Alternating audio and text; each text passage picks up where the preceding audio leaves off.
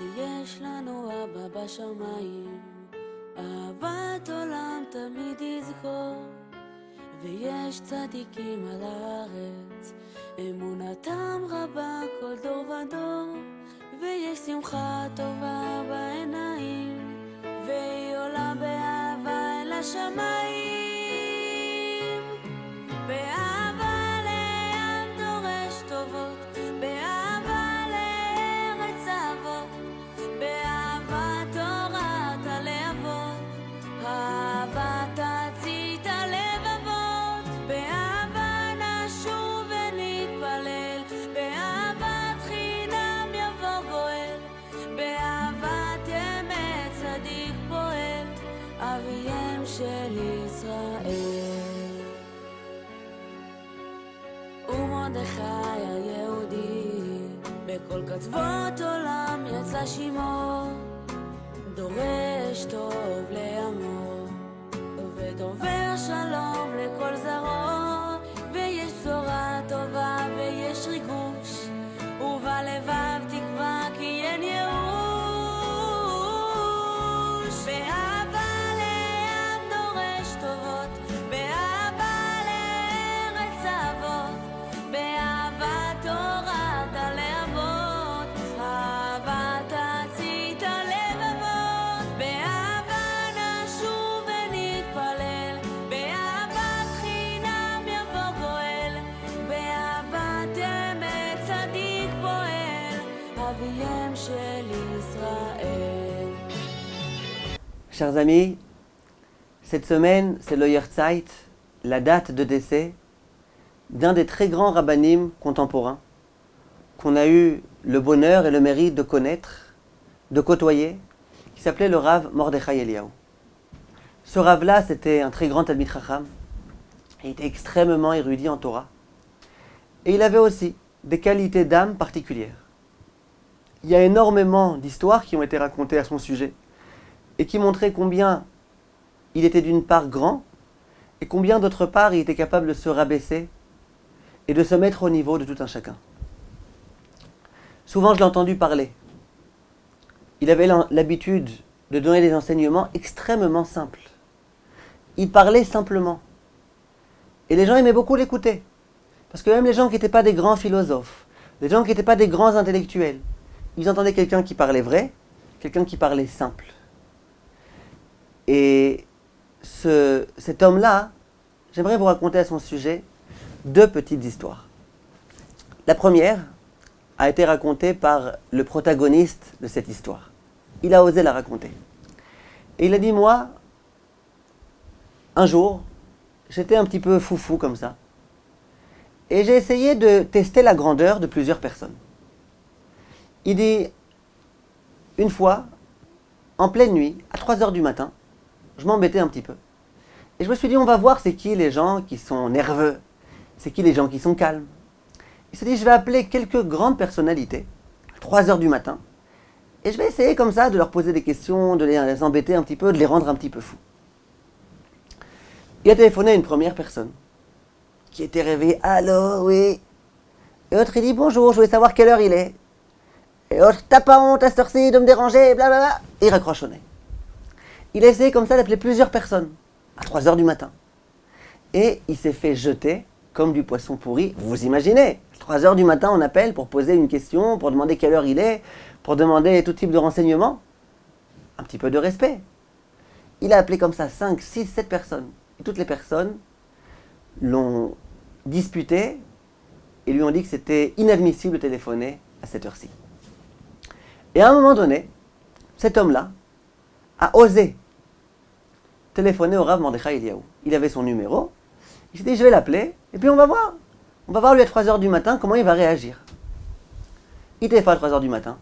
Le Rav est en train de dormir. Il répond. Il dit, allô? Et l'autre lui dit, bonjour Rav, j'aimerais vous poser une question de halakha s'il vous plaît. C'est pas très très urgent. Ça peut attendre, mais j'aimerais bien vous la poser. Le Rav dit, ah, t'as une question de halakha? Alors, une seconde.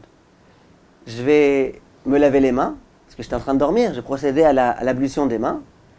Et puis ensuite, je vais faire mes birkot à Torah et je pourrai te répondre à ta question. Attends 2 minutes et puis je pourrai te répondre. Le Rav se lève, il fait Netilat Yadayim, birkot à Torah. Et puis il écoute, il dit, vas-y mon fils, pose ta question. Et l'autre pose sa question. Une question concernant les lois des bénédictions. Quelle bénédiction réciter sur tel aliment? Le Rav lui dit, écoute, tu poses une bonne question.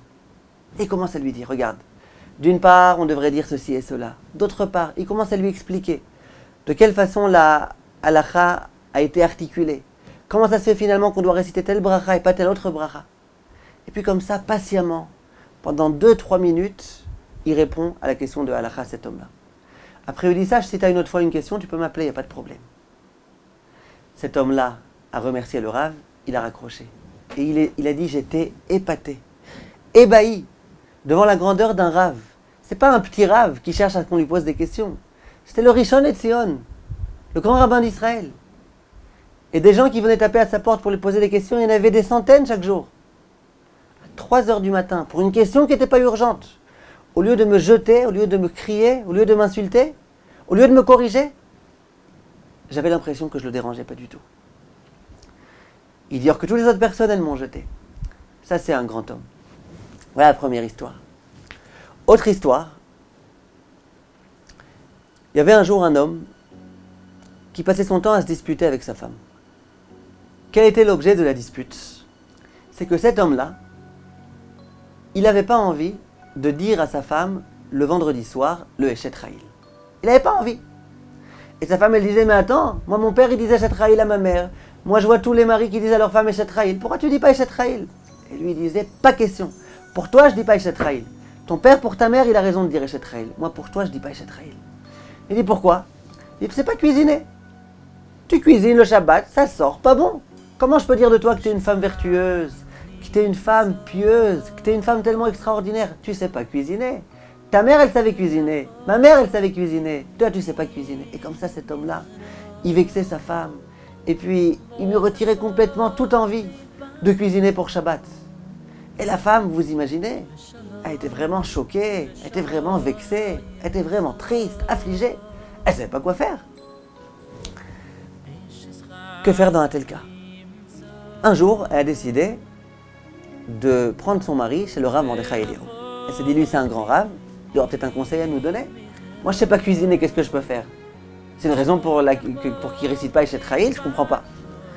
Ils ont été voir le Rav Mordechai Eliyahu et ils ont raconté l'histoire. Le Rav a compris à qui il avait affaire.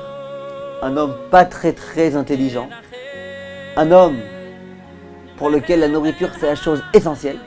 Un homme pour lequel une femme qui ne sait pas cuisiner, c'est moins que rien. C'est qu'est-ce que je vais faire avec lui? Il a essayé de lui expliquer que c'est pas ça l'essentiel, et qu'il a une femme gentille, et qu'il a une femme agréable, et qu'il a une femme belle, et qu'il a tout ce qu'il faut. Rien du tout. Le mari n'a rien envie d'entendre. À un moment donné, il a eu une idée. Il a dit à la femme, madame, s'il vous plaît, est-ce que vous pouvez sortir? Je veux parler à votre mari uniquement. La femme est sortie. Et le Rav a dit à cet homme, regarde, je vais t'expliquer un truc. Tu sais, on dit Eshet Chayil. Chaque homme doit à la maison dire Eshet Chayil. À ton avis, pour qui on dit ce Eshet Chayil?